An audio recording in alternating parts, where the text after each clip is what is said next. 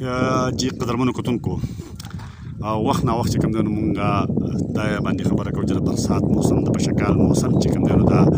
یو انتهایی ښایسته داسې موسم دی چې کله دلته بارانونه وریږي نو په خوړونو کې اوبه هم راځي اکثر خو خیر هغه نقصاني هم وي خو بیا هم خوړونه هم د اوبو ډکي او ورسره چې کوم دی نو کوم چې څومره شین پټي دي پولې دي خټان دي نو هغه هم ډکي شینکۍ د دا ورته دې ځای نه بیخي چې کوم دی نو د تحصیل یادینځي د نیم تحصیل یادینځي نظاره ده دغه چې کوم دی نو دا چې ښکاري دغه دې ته موږ د وټاګرام غونډۍ وایو او دغه نه په سیټ کې بیا چې کوم دی نو هغه ګل آباد دی او هغه چې ورته کوم نږدې راځي نو دغه بیا د اخوا چې کوم د باډوان سایډ ته غر دی هغه ختلی دی او بیا دغه شانته دا غر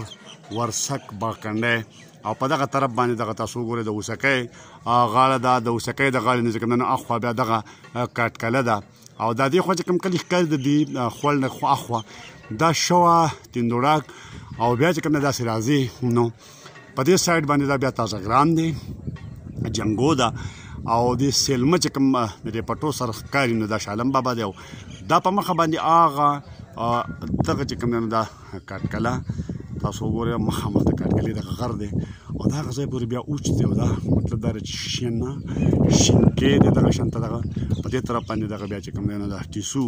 او کوټیګرام سایډ دی هغه ورسره بیا د لړم ټاپ غرونه دي کوم چې په وریځ کې چې کوم دی نو پټ دي او دغه شانته بیا دغه مینه بټان ده د مینې بټان سره بیا دغه چې کوم دی نو ورسره شینګرۍ ګیدیاړی او بیا داسې چې راتاو شي دې طرف ته دا بیا شالم بابا سیری بالا او دغه علاقې دی او دغه شانته دا یو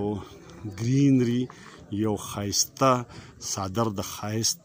غوړېدلی دی چې پټي هم شنه دي او موسم هم ډېر مزیدار دی غرونه هم شنه دي او ورسره چې کوم دی نو نور چې څومره څه هم په نظر راځي نو شنه شنه او بس شنه او دغه مزیدار خوندونه چې کوم دی نو دا د پشکال د موسم خوبصورتي او ښایست دی چې بارانونه وي نو بیا هر څیز چې کوم دی نو دا ښایسته کې او دا غون ادینځی تقریبا د نیمې نه زیات چې کوم دی نو دا اوس تاسو دلته په نظر راځي په دغه سایډ باندې بیا چې کوم دی نو دا داسې موږ راشو نو شالم بابا او ورسره بیا دغه نور ځایونه دي دغه طرف ته بیا کوی دی او دغه شانتې د بابرغاښې دغه او دغه شانتې دغه ډېرکۍ چې کوم دي نو چې خلک دلته کې راشي چکر له او د دې ځای نه چې کوم د دې نظارو او د دې شینکو چې کوم خوندونه واخلي او وګرځي نو څنګه چې ښایست خبره کېده نو دا د هغه سایډ پورې سیری بالا دا غرونه شنه دا تاسو ولیدل او دغه طرف بیا بره هغه شاته چې کوم ښکاري دا چې رانږدې کو به دغه د اسبڼ سیاه ورغړ او ورسره بیا د اسبڼ جاکړ بابا او دا بیا چې کوم دی نو د بامبولۍ دا غر راتاو شوی دی او دې طرف ته بیا دا ببرغاښ چې کوم ویلې کېږي نو ماڼوبند هغه لږ پناه دی خو دې طرف ته بیا دغه راغلی دی او دغه ځای کې خلکو چې کوم دی نو ریسټ هاوسونه هم جوړ کړي دي او دغه شانته دا د برسات یعنې د پشکال د موسم د بارانونو نه پس د ښکلاګانو یو سلسله ده یو صادر دی چې غوړېدلی دی ونې شنې پټي شنه خټان شنه پولې شنې او جوار رالوی شوي دي واښه شنه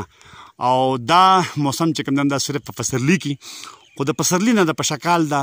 ډېر زیات خوند کوي او ډېر زیات خوندوري چې کله بارانونه کېږي او کله چې کوم دی نو دلته کې